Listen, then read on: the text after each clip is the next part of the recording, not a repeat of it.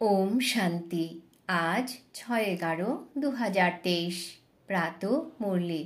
বাবা আজ বলেছেন, মিষ্টি বাচ্চারা, দেহে অভিমানী হওয়াতেই তোমাদের সেফটি রয়েছে। তোমরা শ্রীমত অনুসারে আধ্যাত্মিক সার্ভিস করতে লেগে পড়ো, তাহলে দেহ অভিমান রূপী শত্রু আক্রমণ করবে না। আজকের প্রশ্ন, মাথায় বিকর্মের বোঝা থাকলে তার লক্ষণ কেমন হবে? সেই বোঝাকে হালকা করার পদ্ধতি বলো। উত্তর, যতক্ষণ পর্যন্ত বিকর্মের বোঝা রয়েছে ততক্ষণ জ্ঞানের ধারণা হবে না। এমন সব কর্ম করা হয়েছে যেগুলো বারবার বাধা দেয়, আগে এগোতে দেয় না। এই বোঝাকে হালকা করার জন্য নিদ্রাকে জয় করে নিদ্রাজিত হও। রাত্রি জেগে বাবাকে স্মরণ করলে বোঝা হালকা হয়ে যাবে। আজকের গীত, মাতা ও মাতা তুমি বিশ্বের ভাগ্য বিধাতা। ওম শান্তি।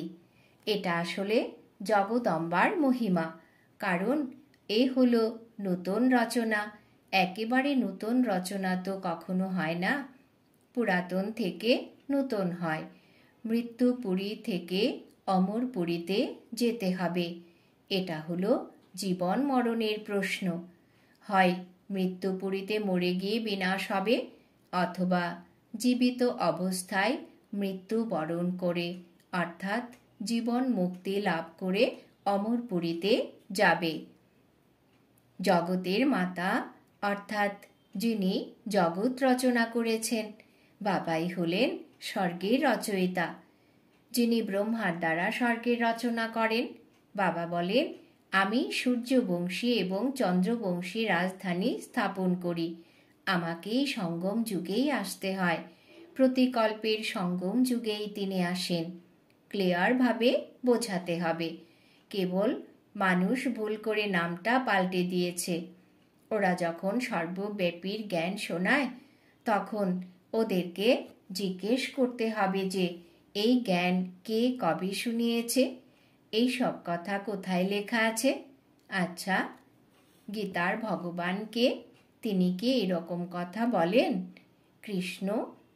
কৃষ্ণ তো দেহধারী, তার পক্ষে সর্বব্যাপী হওয়া সম্ভব নয়। কৃষ্ণের নাম বদলে গেলেই এই সব কথা বাবার জন্যই বলা হবে। কিন্তু বাবাকে তো উত্তরাধিকার দিতে হবে। তিনি বলেন, আমি সূর্য বংশের উত্তরাধিকার দেওয়ার জন্য রাজযোগ শেখাই।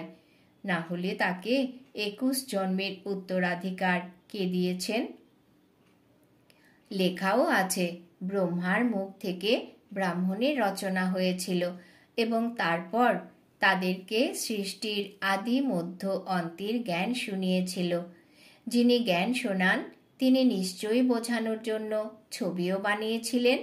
বাস্তবে এই সব ছবির মধ্যে লেখাপড়া করার কোনো ব্যাপার নেই, কিন্তু এই সব কথা সহজভাবে বোঝানোর জন্য এই সব ছবি বানানো হয়েছে।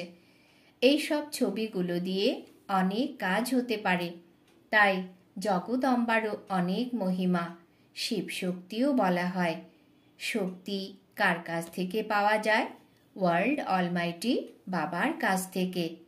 তার মহিমা বলার সময় ওয়ার্ল্ড অলমাইটি অথরিটি কথাটির মহিমাও বলতে হবে। অথরিটি মানে সকল শাস্ত্র ইত্যাদি নলেজ সব তিনি জানেন, তার বোঝানোর অথরিটি রয়েছে। ব্রহ্মার হাতে শাস্ত্র দেখানো হয় এবং বলা হয় যে ব্রহ্মার মুখ দ্বারা সকল বেদ শাস্ত্রের সার কথা বোঝানো হয়।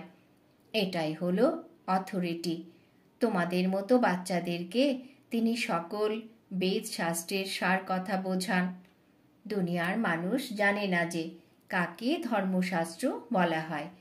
বলা হয় যে ধর্ম আসলে 4টে, তার মধ্যে মুখ্য ধর্ম একটা, সেটা হলো ফাউন্ডেশন। এক্ষেত্রে বোটানিক্যাল গার্ডেনের বটগাছের উদাহরণ দেওয়া হয়। এর ফাউন্ডেশন নষ্ট হয়ে গেছে, কেবল শাখা প্রশাখা দাঁড়িয়ে রয়েছে। এই উদাহরণ রয়েছে। দুনিয়ার বৃক্ষ তো অনেক রয়েছে, সত্যযুগেও বৃক্ষ থাকবে, তাই না? কিন্তু জঙ্গল নয়, বাগান থাকবে, কাজের জিনিসপত্রের জন্য জঙ্গলও থাকবে, কাঠ ইত্যাদি তো চাই, তাই না? জঙ্গলেও পশু পক্ষী অনেক থাকে, কিন্তু সেখানে সমস্ত জিনিস ভালো ফলদায়ক হবে। পশু পক্ষীও হলো শোভা, কিন্তু নোংরা করার মতো হবে না। এই পশু পক্ষীর সৌন্দর্য তো চাই, তাই না? যখন সৃষ্টিই হলো শতপ্রধান, তখন সব জিনিসপত্র শতপ্রধান হয়। তাহলে বহিস্থ অর্থাৎ স্বর্গ আর কি? সর্বপ্রথম মুখ্য কথা হলো উত্তরাধিকার নিতে হবে। চিত্র তৈরি হতে থাকে, সেখানেও লিখতে হবে ব্রহ্মার দ্বারা স্থাপনা, বিষ্ণুর দ্বারা পালনা। এই শব্দগুলো মানুষ বোঝে না যে, সেই জন্য বিষ্ণুর দুটি রূপ হলো লক্ষ্মীনারায়ণ, পালনকারী। এরা তো বোঝে, কোটি কোটির মধ্যে কেউই বুঝবে। তারপর এও লিখেছে, আশ্চর্য হয়ে শুনন্তি কথন্তি। তারপর বাবা বলেন, পুরুষার্থের নম্বরের অনুক্রমে আপন পদ প্রাপ্ত করে। কোথাও না কোথাও এই কথা লেখা রয়েছে। ভগবান উবাচ শব্দটিও সঠিক। ভগবানের বায়োগ্রাফি যদি বিগড়ে যায়, তখন সব শাস্ত্র খণ্ডিত হয়ে যায়। দেখা যায় বাবা দিন প্রতিদিন ভালো ভালো পয়েন্টস দিয়ে থাকেন। সর্বপ্রথমে তো নিশ্চয় করতে হবে যে ভগবান হলেন জ্ঞানের সাগর, মনুষ্য সৃষ্টির বীজরূপ। চৈতন্য বীজের মধ্যে নলেজ কার হবে? অবশ্যই বৃক্ষের হবে। তাহলে বাবা এসে নলেজ বোঝান ব্রহ্মার দ্বারা। ব্রহ্মা কুমার কুমারীর নাম ভালো। প্রজাপিতা ব্রহ্মার কুমার কুমারী তো অগণিত রয়েছে, এখানে অন্ধশ্রদ্ধার কোনো কথাই নেই। এ তো হলো রচনা, তাই না? বাবা মাম্মা অথবা তোমরা সকলেই মাতা পিতা বলে থাকো। জগদম্বা হলেন সরস্বতী, ব্রহ্মার কন্যা। বাস্তবে ইনি হলেন বিকে। কল্প পূর্বেও ব্রহ্মার দ্বারা নতুন সৃষ্টি রচনা করেছিলেন। এখন পুনরায় অবশ্যই ব্রহ্মার দ্বারাই রচনা হবে। সৃষ্টির আদি মধ্য অন্তের রহস্য বাবাই বুঝিয়ে থাকেন, সেই জন্য এনাকে নলেজফুল বলা হয়। বীজে অবশ্যই সম্পূর্ণ বৃক্ষের নলেজ থাকবে। ওনার রচনা হলো চৈতন্য মনুষ্য সৃষ্টি। বাবা রাজযোগ শিখিয়ে থাকেন। পরমপিতা পরমাত্মা ব্রহ্মার দ্বারা বসে ব্রাহ্মণদের শিখিয়ে থাকেন, যে ব্রাহ্মণ পরে দেবতা হয়। শোনার সময় মজা তো সকলের আসে, কিন্তু দেহ অভিমানের কারণে ধারণা হয় না। এখান থেকে বাইরে বেরিয়ে গেলে আর শেষ। অনেক প্রকারের দেহ অভিমান আছে, এতে অনেক মেহনত চাই। বাবা বলেন, নিদ্রার উপর বিজয় প্রাপ্তকারী হও। দেহ অভিমান ত্যাগ করো, দেহি অভিমানী হও। রাতে জেগে স্মরণ করতে হবে, কারণ তোমাদের মাথার উপর জন্ম জন্মান্তরের বিকর্মের বোঝা অনেক রয়েছে, যা তোমাদেরকে ধারণা করতে দেয় না। এমন কর্ম করে রেখেছ, সেই কারণে দেহি অভিমানী হয় না। গাল গল্প অনেক করে, বড় বড় গল্পে চার্ট লিখে পাঠায় যে আমরা ৭৫% সময় স্মরণে থাকি, কিন্তু বাবা বলেন অসম্ভব। সব থেকে আগে চলেন যিনি, তিনি স্বয়ং বলেন কতই না প্রচেষ্টা করি স্মরণ করার, কিন্তু মায়া ভুলিয়ে দেয়, ফলো করে না, সেই জন্য চার্ট পাঠায় না। সত্যিকারের চার্ট লেখা উচিত। বাবাও বলে থাকেন, তাই না? তাহলে বাচ্চাদের ফলো করা উচিত। ফলো করে না, সেই জন্য চার্টও পাঠায় না। পুরুষার্থের জন্য সময় ধার্য করা রয়েছে। এই ধারণা কোনো মাসির বাড়ি নয়। এতে ক্লান্ত হয়ে পড়া চলবে না। কেউ বুঝতে সময় নেয়, আজ নয়তো কাল বুঝে যাবে। বাবা বলে দিয়েছেন যে যারা দেবী দেবতা ধর্মের হবে আর অন্য ধর্মে কনভার্ট হয়ে গেছে তারা চলে আসবে। একদিন আফ্রিকান ইত্যাদিরও কনফারেন্স হবে। ভারত ভূখণ্ডে আসতে থাকবে। আগে কখনো আসতো না, এখন সকল গণ্যমান্যেরাই আসতে থাকে। জার্মানির প্রিন্স ইত্যাদি এই সকলেরা কখনো বাইরে বেরোতো না। নেপালের যিনি রাজা ছিলেন তিনি কখনো রেল দেখেননি। নিজের সীমার বাইরে যাওয়ার হুকুম ছিল না। পোপ কখনো বাইরে বেরোয়নি, এখন এসেছেন। আসবে সকলেই, কারণ এই ভারত হলো সকল ধর্মাবলম্বীদের কাছে অনেক বড়র থেকেও বড় তীর্থ।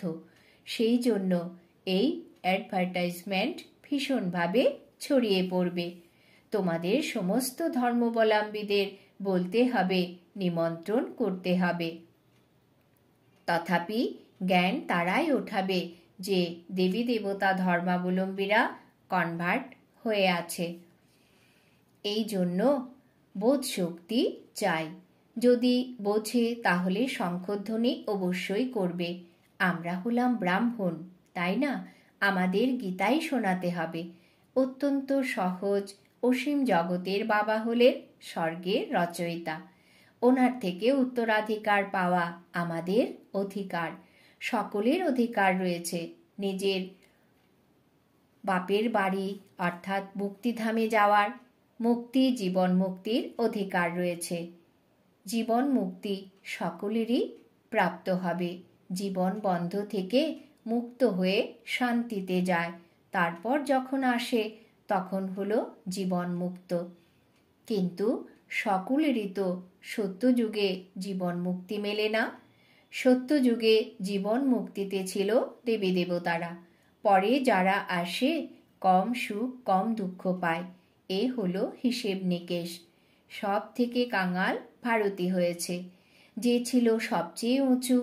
বাবাও বলেন এই দেবী দেবতা ধর্ম অত্যন্ত সুখ প্রদান করবে। এ হলো পূর্ব নির্ধারিত।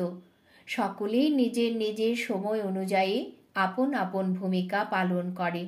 হ্যাভেনলি গডফাদারই হ্যাভেন স্থাপন করেন, আর কেউ করতে পারে না। খ্রাইস্টের 3000 বছর পূর্বে অবশ্যই বলা হয়ে থাকে হ্যাভেন ছিল, নতুন দুনিয়া ছিল। খ্রাইস্ট কি কখনো সেখানে ধরাই আসবে? সে তো নিজের সময় অনুসারে আসে। তারপর তাকে নিজের ভূমিকা রিপিট করতে হবে। এসব বুদ্ধিতে বসলে তখন শ্রীমত অনুসারে চলবে। সকলের বুদ্ধি একই রকমের হয় না। শ্রীমতে চলার জন্য হিম্মত চাই। তারপর শিব বাবা তুমি যা খাওয়াও যা পড়াও ব্রহ্মা এবং জগদম্বার দ্বারা, ব্রহ্মার দ্বারাই সব কিছু করবেন, তাই না? তাহলে দুজনেই হলো কম্বাইন্ড। ব্রহ্মার দ্বারাই কর্তব্য করবেন। দুটি শরীর তো একত্রে নেই। বাবা কোনো কোনো কম্বাইন্ড শরীরও দেখেছেন। সোল তো দুজনের আলাদা আলাদা হয়ে গেল। এনার মধ্যে বাবা প্রবেশ করেন। উনি হলেন নলেজফুল। তাহলে নলেজ কার মাধ্যমে দেবেন? শ্রীকৃষ্ণের চিত্র তো আলাদা। এখানে তো ব্রহ্মাকে চাই। বাস্তবে ব্রহ্মা কুমার কুমারীরা কত! এ কোনো অন্ধশ্রদ্ধা তো নয়। অ্যাডাপ্টেড চিলড্রেনদের ভগবান পড়ান। কল্প পূর্বে যারা অ্যাডাপ্ট হয়েছিল তারাই এখন থাকে। বাইরে অফিসে তো কেউ বলবে না যে আমরা হলাম বিকে। এ হয়ে গেল গুপ্ত। শিব বাবার সন্তান তো আছেই। এছাড়া রচনা নতুন সৃষ্টিরই করতে হয়। পুরানোর থেকে নূতন তৈরি হয়। আত্মায় খাদ পড়ার কারণে পুরনো হয়ে যায়। সোনাতেই খাদ পড়ে, তখন আবার অশুদ্ধ হয়ে যায়। আত্মা অশুদ্ধ হলে তখন শরীরও অশুদ্ধ হয়ে যায়। পুনরায় বিশুদ্ধ কিভাবে হবে? অশুদ্ধ জিনিসকে আগুনে পোড়ায় পবিত্র করার জন্য। তাহলে কত বড় বিনাশ সংগঠিত হয়। এই উৎসবাদী সব ভারতেরই। এসব কাদের আর কবেকার কেউ জানে না। নলেজ খুব কম তুলতে পারে, পরে যদি রাজত্ব প্রাপ্তও হয় তাতে কি? সুখ অনেক কম হয়ে গেল, তাই না? দুঃখ তো ধীরে ধীরে শুরু হয়ে যায়। সেই জন্য ভালোভাবে পুরুষার্থ করতে হবে। কত নতুন বাচ্চারা তীক্ষ্ণ হয়ে গেছে, পুরনোরা অ্যাটেনশন দেয় না। দেহ অভিমান অনেক আছে, সেবাধারীরাই হৃদয়ে অধিষ্ঠান করবে বলা হয়ে থাকে, তাই না? ভেতরে এক, বাইরে অন্য। ভালো ভালো বাচ্চাদের বাবা অন্তর থেকে ভালোবাসবেন। কেউ বাইরে থেকে ভালো, ভেতর খারাপ হয়। কেউ সার্ভিস করে না, অন্ধের লাঠি হয় না। এখন হলো মরা বাঁচার প্রশ্ন। অমরপুরীতে উচ্চ পদ প্রাপ্ত করতে হবে। জানতে পারা যায় কে কে কল্প পূর্বে পুরুষার্থ করে উচ্চ পদ পেয়েছে। সেসব দেখতে পাওয়া যায়। যতখানি দেহি অভিমানী হবে ততই সুরক্ষিতভাবে চলতে থাকবে। দেহ অভিমান পরাজিত করে। বাবা তো বলবেন, শ্রীমত অনুসারে যতখানি রুহানি সার্ভিস চলতে পারবে ততই ভালো। সকলকে বাবা বুঝিয়ে থাকেন। চিত্রের উপর বোঝানো অতি সহজ। ব্রহ্মা কুমার কুমারী হল সকলের, ওই শিব বাবা হলেন বড় বাবা। পুনরায় নতুন সৃষ্টি রচনা করেন। গাওয়া হয়ে থাকে মানুষ থেকে দেবতা। শিখ ধর্মাবলম্বীরাও সেই ভগবানের মহিমা করে। গুরু নানকের বাণী অত্যন্ত ভালো। জপ করো সাহেবকে, অর্থাৎ ঈশ্বরকে, তবেই সুখ পাওয়া যাবে। এ হলো মূল কথা। সত্য সাহেবকে স্মরণ করলে তখন সুখ পাবে, অর্থাৎ উত্তরাধিকার প্রাপ্ত হবে। মান্যত করো এক ওঙ্কার, আত্মাকে কোনো কাল গ্রাস করতে পারে না। আত্মা ময়লা হয় কিন্তু বিনাশ হয় না, সেই জন্য অকাল মূর্তি বলা হয়ে থাকে। বাবা বোঝান, আমি হলাম অকাল মূর্তি, তাহলে আত্মারাও হলো অবিনাশী। হ্যাঁ, এছাড়া পুনর্জন্মে তো আসে। আমরা হলাম এক রস, অর্থাৎ সদা একের স্মরণে স্থির। পরিষ্কারভাবে বলেন, আমি হলাম জ্ঞানের সাগর, আমি হলাম রূপ বসন্ত। সেই জন্য এই সমস্ত কথা বুঝে নিয়ে বোঝাতে হবে। অন্ধের লাঠি হতে হবে, জীবন দান করতে হবে, তাহলে কখনো অকাল মৃত্যু হবে না। তোমরা কালের উপর বিজয় প্রাপ্ত করো। আচ্ছা, মিষ্টি মিষ্টি হারানিধি বাচ্চাদের প্রতি মাতা পিতা বাপ দাদার স্মরণের স্নেহ সুমন আর সুপ্রভাত। আত্মাদের পিতা তার আত্মারূপী বাচ্চাদেরকে জানাচ্ছেন নমস্কার। আমরা আত্মারূপী বাচ্চারা আমাদের মাতা পিতা বাপ দাদাকে জানাই স্মরণের স্নেহ সুমন, সুপ্রভাত, নমস্কার। ধারণার জন্য মুখ্য সার। 1 নম্বর, শ্রীমত অনুসারে রুহানি সার্ভিস করতে হবে। অন্ধের লাঠি হতে হবে, শঙ্খধ্বনি অবশ্যই করতে হবে। 2 নম্বর, দেহি অভিমানী হওয়ার জন্য স্মরণের চার্ট রাখতে হবে। রাতে জেগে থেকে বিশেষভাবে স্মরণ করতে হবে। স্মরণে ক্লান্ত হয়ে পড়া উচিত নয়। বরদান: সদা নিজের শ্রেষ্ঠ গরিমায় থেকে উদ্বিগ্নতা সমাপ্তকারী মাস্টার সর্বশক্তিমান ভব। সদা নিজের শ্রেষ্ঠ গরিমায় থেকে উদ্বিগ্নতা সমাপ্তকারী মাস্টার সর্বশক্তিমান ভব। ব্যাখ্যা: সর্বদা এই বরদান যেন স্মৃতিতে থাকে যে আমরা হলাম নিজেদের শ্রেষ্ঠ গরিমায় থাকা অন্যান্যদের উদ্বিগ্নতা সমাপ্তকারী মাস্টার সর্বশক্তিমান। দুর্বল নই, শ্রেষ্ঠ গরিমার আসনে আসীন। যারা অকাল সিংহাসনাধীন হয়, বাবার হৃদয় সিংহাসনে শ্রেষ্ঠ গরিমায় অবস্থান করে, তারা স্বপ্নেও কখনো উদ্বিগ্ন হতে পারে না। কেউ যতই হয়রান করুক, কিন্তু নিজের শ্রেষ্ঠ গরিমাতেই থাকে। স্লোগান: সর্বদা নিজের সমানে থাকো, তাহলে সকলের মান সম্মান প্রাপ্ত হতে থাকবে। সর্বদা নিজের সমানে থাকো, তাহলে সকলের মান সম্মান প্রাপ্ত হতে থাকবে। আজকের সমান আমি মাস্টার সর্বশক্তিমান আত্মা। ওম শান্তি।